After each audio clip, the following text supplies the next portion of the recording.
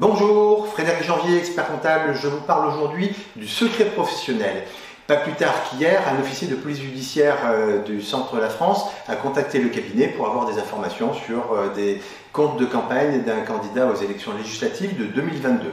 Il a été désagréablement surpris parce que quand je l'ai eu au téléphone, je lui ai dit que malheureusement, je n'avais pas le droit de lui communiquer la moindre information, sauf s'il revenait vers moi avec une décision de justice, ce qui n'est même pas toujours évident au niveau des informations à transmettre. Vous nous demandez, essentiellement quand on a des missions d'audit, on nous demande régulièrement de signer des engagements de confidentialité avant qu'on nous communique ces informations. Donc c'est avec plaisir que nous signons ces engagements, mais ils n'apportent rien de plus par rapport à notre engagement vis-à-vis de notre profession, puisque notre profession est liée au secret professionnel. Alors le secret professionnel, c'est quoi? C'est justement une garantie pour la personne qui donne des informations, donc en l'occurrence pour nous, un chef d'entreprise, qui va nous communiquer des informations financières, sociales, économiques. C'est la garantie pour lui que nous ne communiquerons jamais ces informations à l'extérieur du cabinet, sauf s'il nous donne l'autorisation de le faire ou nous demande de le faire. Donc ce secret professionnel concerne 3 professions, les médecins d'une part, les avocats d'autre part et les experts comptables. Donc les 3 professions sont liées au secret professionnel.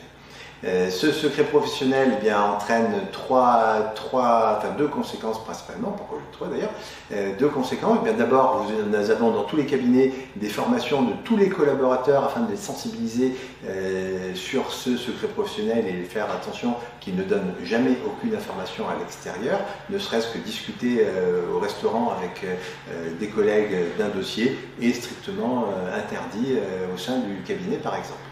Et puis deuxième point, nous avons des process d'archivage des informations qui nous sont communiquées très stricts et la plupart des logiciels d'experts comptables professionnels font très attention à cette sécurité des informations qui sont transmises.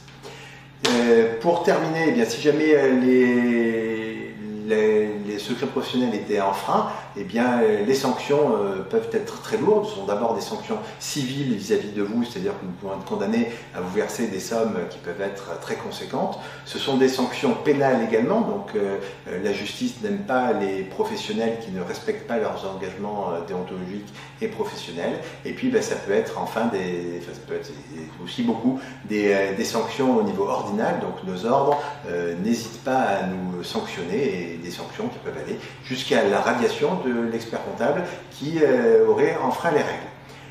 Vous avez des questions sur le secret professionnel, vous n'hésitez pas à revenir vers nous. Vous avez d'autres questions en matière fiscale, sociale, économique ou autres concernant votre entreprise, pareil, vous avez les coordonnées du cabinet dans la partie commentaires. Vous n'hésitez pas donc à revenir vers nous. Si cette vidéo vous a intéressé, vous n'hésitez pas à la liker, à la partager très largement autour de vous et puis abonnez-vous pour obtenir tous les jours davantage de renseignements. À très vite, au revoir.